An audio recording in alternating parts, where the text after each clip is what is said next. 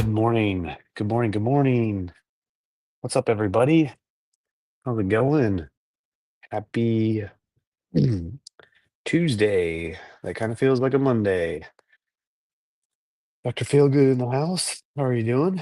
Oh, how have you been? Viva La Leslie, good morning. How's it going? How was y'all's weekend? What's up? Jason, you ready? Do I need to click you up? I'll be right there. I'll be right there. All right. Oh, did you There put he me on? is. No, not yet. Hang on. Your camera is blurry today.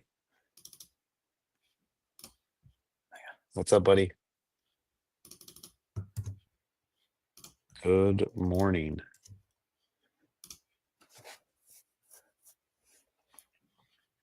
Hi. Was I on that entire time? No, you were just in the background. Okay. I found this great 1980s soap opera filter.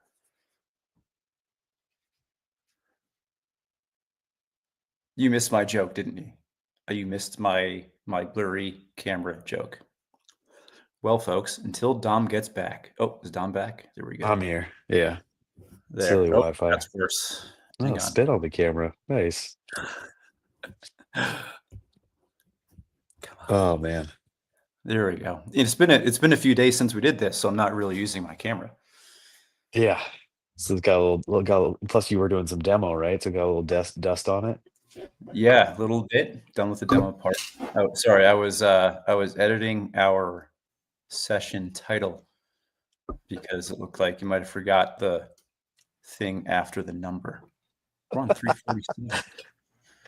No, because I didn't read. I left my book at home. I left for work and it was a crazy weekend. So I got all the way over here and I'm like, shit, I forgot my stuff. So good morning, Ryan. What's happening, guys? How are you? Good morning, Dad. How are you doing? If you ever want to know if our episode numbers are off, today's been a full year of Daily Dads, so somewhere along the line, we've lost some days. Yeah, well, yeah, we don't do it every day, so we wouldn't be at 365, but I think there were tons of days that were doubled or misprinted that I haven't been able to go through and re-edit or track all of them. So who has time for that? I feel like there was a good time I period. have time for it. I have lots of time. So Summer break. I can go through and renumber starting at 1. I can also put in some appropriate titles if we're missing any. You know what you can do? You can start to just post some clips of the videos. That's what you could do. Don't even worry about the titles. Time for it. You did give me the Twitter rights, and I started 3 weeks ago with a good week of posting, but then that quickly got lost at the end of the year.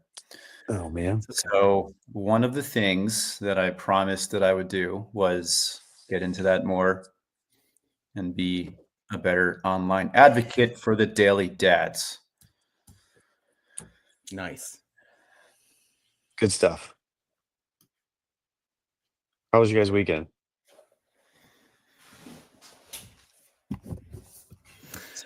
Long weekend. We went away. We went upstate over here. This welcome Jason's OnlyFans.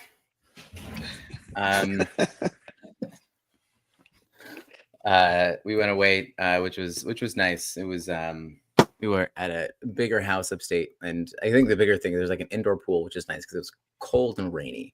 But the other thing was just that it was nice having like a yard and the kids could run around, and they all kind of all the kids. We had 4 families there. There were 4 families there, and the kids were able to kind of run around, and more people, more dynamics. Not always my cup of tea, but that's okay. The girls had a good time. I think Lauren had a good time too. So that's what we did. Yeah. Is this a place that you've been before? Have you rented this place, or when you go up there, do you tend to get a new place for a different experience? No, I've never been here before. It was up in Catskills-ish area, just south of the Finger Lakes, kind of around there. So we're actually kind of close to Blaze up that way. But yeah, no, never been there before. So it was nice. It was just like, it's like just the mountains up there, the hills. It's crazy. I took a really long walk on this like dirt road, back country, just kind of like resets your mind a little bit, which is really nice. So it was good. How about you guys? Where were you? Were you guys home? Dom, no, yeah, you were home. Dom had me basically sent us like a Vegas style party video. Yeah. Cool. Tell us about your adventures. It was such a long weekend, and I drank way too much at that party. And then all day yesterday, just the worst hangover ever. And I'm on day 2. You know, like when you get older, you get 2-day hangovers. Those are so much fun. Mm, yeah. So today's gonna be fun. But I had to come to work today. We're demoing a house. We're demoing a house today, finally. So get to stand in front of an excavator and watch a house get crumbled down. So that'll be good on my sensitive ears. But yeah, it was a fun weekend. We had 4 families over at our house, and it was just a mad place. Just kids running around everywhere, mm, fights breaking out, food, um, all the fun stuff. And then yesterday, my daughter Bailey went with some friends to the LA Fair, and then got home at like 8:30 with 4 other people and was like, "We're gonna jump in the hot tub." And I'm like, "Cool, I'm going to bed." So just like nonstop. It was exhausting. I'm so tired. I just want to sleep for a week. Hydrate and stretch. I know. I know. You know what I did when I got here? Because I didn't have my books. Like normally I read and I journal and I do all this prep before the call here. I literally just laid my head down on this desk and just took a nap. I should have hydrated and stretched. Where were you, Dylan? Can you like build like a little bunk for yourself over there? You know construction. You can build yourself like your own little It's not my rest area. office. You are Doesn't matter. you are in a flooring showroom. You could set it yourself up like 4 different bedrooms, kind of like IKEA.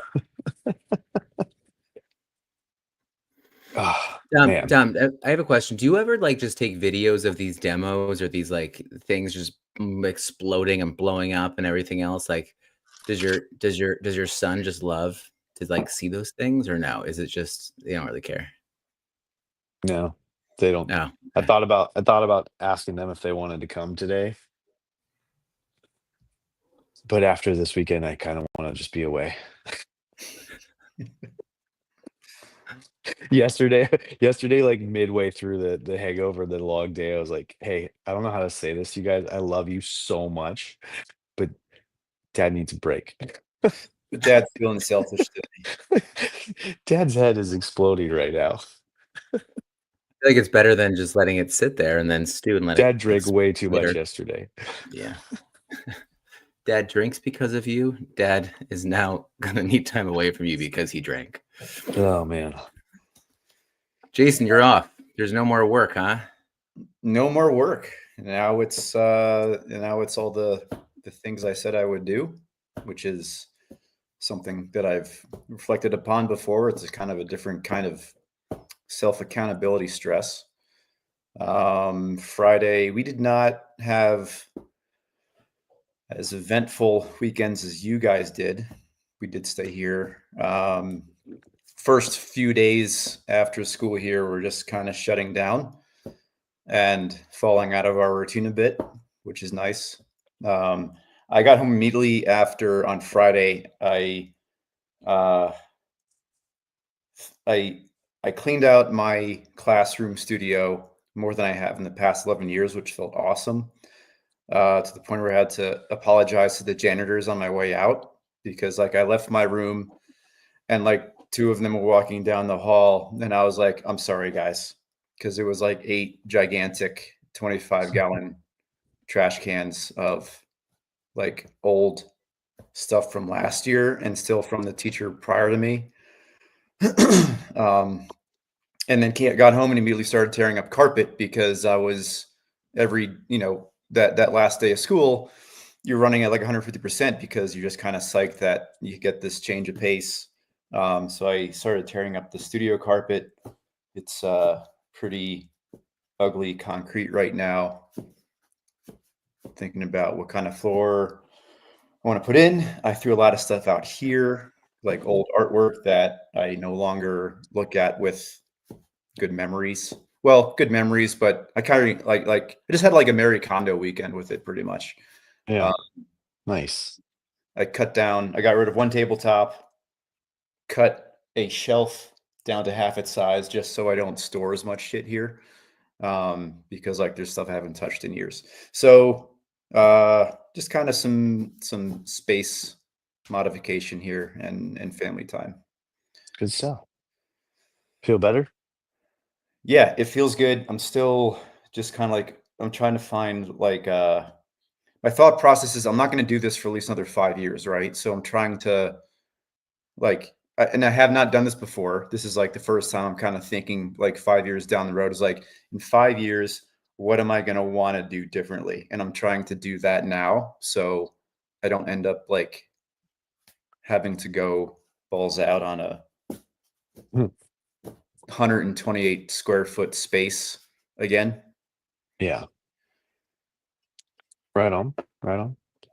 So how was the reading? Tell me about it. Paint me a word picture. Have you guys When done the past few days at all, Ryan or Dom? What's that? Have you guys been reading the past few days at all? Guilt and shame have no place in this conversation. So today's reading was all about how when you make a decision, you should ask if someone else thinks it's a good idea. More or less, right? So that's going to where to go. Dom, I sent you a picture of it. But yeah, no, it's I'm gonna get it. So it's about checking yourself. You know who Michael Shore is? I don't even know. And this is the second time I read this. I don't know, but I'm assuming this is all a true story because every page is a true story, I think. Sometimes. Well, this. What's up? Did you have a thought there or no? I was gonna bring up the reading. Go for it. Main thought is, and my example is a teaching one that I try to tie to parenting. Sometimes teenagers do weird and stupid and dangerous things. We can all agree on that, right? I think so. Yeah. Yeah. Sometimes And even disrespectful, outside of teenagers. Yeah. sometimes angering, and sometimes they make you question how you've been raising these people. We've all been there. Have we all been there at some point? Mhm. Okay. Yeah, for So the point is, what's a way that we can rephrase this that maybe might give these kids some self-reflection? And this particular topic, I believe, was brought up earlier in the year, where and I believe the page had to do with like, when have you seen your parents do that, or something along those lines. This is kind of similar. So teaching, kids do weird things. Kids make messes of things. Kids use things inappropriately. They say inappropriate things, have inappropriate conversations that aren't for school. And one way that you can provide them with one of those reflection pieces is what if everybody were to do the thing that you were to do right now? Quick example, cleanup. Cleanup is my favorite thing to do as a teacher. If a student just kind of tosses thing to the side, doesn't rinse it out, misplaces it, misuses it. Good question is, what if everybody did what you just did, which is put your container of paint, of acrylic paint, and my nice brushes on the counter for the dry out? What happened if everybody did that? Nobody would have things to use. So you can apply that to anything and anything else that they might do where you have to kind of step in and readjust their operating system. Discuss. Just thinking of a paintbrush analogy. I don't know if my kids are stopping to think about those things. I'm trying to think if my kids, if they like, where is that age appropriate moment for them to think about other people, right? Well, you talk a lot about how Sloan is very involved with friends, right? Hmm. How the trying I don't know if pleasing everybody is the way that you put it, but putting others before her needs seems to be No, its that's motto. not that's not it. It's more with Sloan is that she puts herself, her own personal needs, second to, like, I would just say, like, more like self-care, reflection on herself and stuff like that. And she'll kind of, like, she's just a kid. She gets excited, right? She gets excited to go, like, the friends knock on the door. It doesn't matter what she was doing. That's over. Now friends come, right? So, but it's not as if she's going out there to be like, let me now bow down to you, make sure I can help you, do whatever you have to do. It's not that. It's just that she feels like it's just a little bit of FOMO, right? So she has that for sure. Mm. And so I think that she does kind of think about that, but that's not the point of this. But yeah, no, I'm just kind of curious if, like, especially like in the morning, it's like, okay, we're teaching you to clean up, like, your space, like, you have breakfast, clean up your space. You're doing this to help other people, right? If your decision is to leave, how is that going to affect other people then, right? It's kind of like hey, you just played with three things, you're going to put something away. I'm thinking about kind of like, that's kind of how I'm thinking about it. Maybe I'm off that way. But yeah, the concept of other people.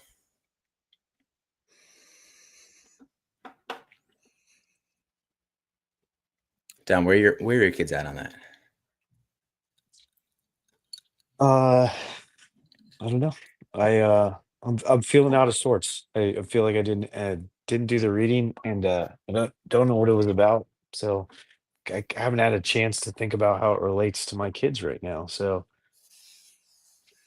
Here's um, here's a question to frame this, Dom, because okay. maybe I didn't explain the page when I was yapping before. Um, and I'm totally using ChatGPT for this right now to get me back on track as well. I'm also kind of feeling a bit out of sorts getting back into this. What is a small moment this week where you saw your kid or a student, because it reads it, I'm a teacher, choose kindness, fairness, or decency even when they didn't have to? That's kind of like the main prompt of this page right here. Or how do you teach your kids how to do these things? They don't just do it magically, right? It's like you've seen kids do shitty things because they see their parents do shitty things. But when have your kids done like a pretty awesome thing because they saw you do an awesome thing?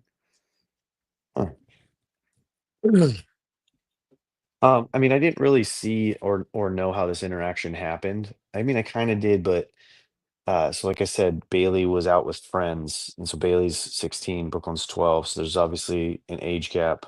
They don't always like to hang out with each other, but Bailey was out with friends, and it turns out that one of Bailey's really good friends has a uh, sister around the same age as Brooklyn. So the Bailey's new friend has connected Brooklyn with her sister, and they've started to become friends. So it's a really cool interaction that I've seen happen and I've seen unfold. And like you said, she didn't need to do that. Like it came out of nowhere. And then yesterday, when the older girls were out at the LA Fair having fun together, uh, Bailey called Brooklyn, which I've never seen happen. Like I didn't know teenagers knew how to use the call function, but they were talking on the phone, and it, like I said, it surprised me because I barely ever see these kids talk on the phone. And I found out it was Bailey, and then I kind of figured out what was happening. She was basically saying, "Hey, we're gonna go pick up my friend's sister, your friend, and we're all gonna come over and hang out in the jacuzzi." And so that interaction like took place, happened like real time, like it wasn't planned, anything. It was like impromptu. So I thought that thinking of that now, that's really, cool and sweet of the older kids to invite the two younger kids into like this space, because normally they like to be separate. They like to have their teenage conversations, and so it's just cool to see. And like I said, I got to be a part of that for about 2 minutes, and then I passed out. Underrated And that was joke, by the pushing it because way. I was so tired. Underrated joke, Dom. That was a good one. I didn't know Oh, how I I didn't know can't the hear you, kids Ryan. knew. Can you hear Oh, Ryan? you can't. Oh, no. I can hear both of you guys fine. I don't, Oh, that's weird. I can hear Jason. Oh, this no. is a Well, great, you it's let a me great know. game. We never know what kind of technology Interesting. game we're going to play every day. I'm going to say it anyway. Dom, I thought that was just whether you use it or not, it was an underrated joke about kids. So We're weird. surprised that kids knew how to use the call function on the phone. That was underrated joke. I thought it was good. I just want to give some appreciation to it. I agree. Well done. Well placed too, and timely. Dom, might you say, so here's what I know about Dom just from being online, is that Dom, you're a great connector of people, even though what I gather from our conversations is that you tend to enjoy solitude a bit more. Is that a correct assumption? Yes. I don't feel I'm like a incredibly great connector of people, but I've been told differently. Um but I think I was if I'm gonna assume where you're going with this, but I was talking to my wife the other day about how our kind of our lives and our family dynamic and all that stuff has changed ever since we've been like reinstated with this little like group of family friends out where we live. And I've noticed like Bailey has also established herself a little friend group, and so I don't know if she's picking up from what we're doing. I mean, I'm sure at some level she is. Um, so it's just been really nice to see like her. I texted her on the last day of school. I said something along the lines of, this kind of seems to me like sophomore year was like the best school year of your life. Like I've watched, a lot of growth. I've watched you, kick butt in the swim and the cheer and, you know, I love seeing you with these new friends and going out and having fun and not just like sitting in your room or whatever. So yeah, I like to think that a lot of that stemmed from, Amy and me putting a friend focus on ourselves too. Like Amy's got her little mom friends. I've been connecting with other dads. So yeah, is that where you're going? That's exactly where I was going. Yeah. Reestablishing non-familial relationships, which I think is like super important. We my gratitude. We need to do gratitude, guys. I'm gratitude for Andrew S. Paulison Esquire. He may or may not be sleeping. Maybe he's even listening right now. But we were talking. We got to hang out 2 nights ago. We have 6 girls between us, so whenever we're together, Ooh. we kind of have to like find a corner where we can have like a semi-adult conversation. And sometimes we have to like force ourselves into it um, before it's like taken away by the cacophony of noise from eight females in the house. Um, but sometimes it takes a few minutes for us to kind of like dig through that first surface of like, work and kid stuff and all that jazz before we can kind of start having like a somewhat meaningful conversation. So we talk a little bit about like the things that we're kind of doing to try to keep ourselves on track. Brought up my mornings with you guys, which I'm thankful for being back with you guys, even though it definitely feels a little bit slightly out of sorts after not doing this for 5 days for sure. But I'm really thankful for this anchor time to get me back on as part of my summer schedule where I do struggle to keep myself accountable. This particular time is really good for me, and I'm glad Yeah. that I can finally start a summer like this, because I think last summer, I think it was like 2 or 3 weeks before Ryan asked me to stand in for him and try to act like him with Dom. Blaze. It was Blaze. Sorry for the Blaze. Yeah. No, it's all good. Oh yeah, no, I'm going camping in 2 weeks. What do you have to be held accountable to this summer? I feel like this year I made a lot of really good steps in keeping myself on kind of like personal guardrails between like you could say like things that I say yes and no to, things that I have to do, and things that I said that I would do. Not just things that I like told Kristen I would do, but things that I told myself that I would do. Like, for example, is like the studio floor. So it's just something that I wanted to do for the past like 6 months. And when I got home on Friday, I was like, I might as well do it now, because if I don't do it now, I'm not going to do it for another 2 weeks when I feel stressed and possibly fall out of it. So just those kind of things. Hold on, I'm going to ask directly. What is it this summer that you have to be held accountable to? Is there a thing you're planning to do? Is there something that, is it a parenting thing, or is it like a personal parenting thing? One of the stresses that come with summer is like we talked about, like being the coordinator of fun things. Like how many days in a summer do we end up not doing anything just because I'm being lazy and I don't plan anything? That's something that I want to fix and get better at, is like making sure there's a schedule more than 4 days out that we've talked about, Ryan.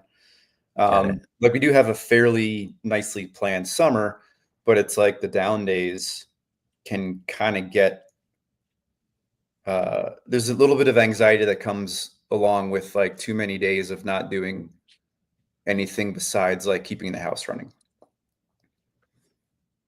Do you think it's like, it's, I mean, it's for you obviously, but I'm sure it's for the girls too. Do you think that there is, do you have to like plan in those down days? I think sometimes it's like we get so scared, we try and over plan, and then it kind of turns into those kind of things for them, and I think for you too. But do you think there's anything that, like how many days a week are you going to have down days? Well, there's going to be weeks where we have like a whole week of it. Like this week, like this week coming up, we don't have a whole lot of days where we have things planned besides like a t-ball practice, horse lessons, and that's it. And part of it is like doing what I have to do in the morning, which is like, you know, mine is like get to the gym, get with you guys. That makes me feel like I'm set up to get the house running in the morning and the kids going. So like Kristen can wake up, she can do her things, because like, you know, with me home, she can do the things that she wants a bit earlier. I want to make sure all that is a habit, not something that like, you know, Tuesday, Wednesday goes great, and then Thursday something happens that is unplanned and then it doesn't happen. I feel like, and tell me if you feel this way too, that there just needs to be this like this overwhelming, like these like, you know, these firework moments. It needs to be this like, you know, huge water park, or it has to be this or that. I think there was I think just making sure that there's like because like a t-ball practice, getting, you know, to the like all the horse stuff too, like that's a lot in itself. So I definitely hope that it's definitely something that you're able to kind of see as a successful plan, right? Yeah. Dylan summed it up here. You want to make, like, when you have this kind of time, which, like, you know, not everybody does have this time. I want to make the most of it. And every summer I feel like I'm like, you know, I go balls out for like the first 2-3 weeks. There's a burnout period. And then you realize, oh, summer's almost done. So then you get back into that frame of mind where it's like every day has to count. And sometimes my energy doesn't match my family's energy. And that's where like the anxiety starts coming in. So yeah, summer break is awesome. There's also summer stress is a thing. And okay. So the thing that probably could be best held accountable to is you not burning yourself out, especially in the early stage of this. That's great. That's a great way to put it. Yes. I hope so. All right. Well, I know where I'll come back to see if I can ask you some questions on that. All right, boys. I appreciate that. All right. Well, I'm good job, guys. I love you both.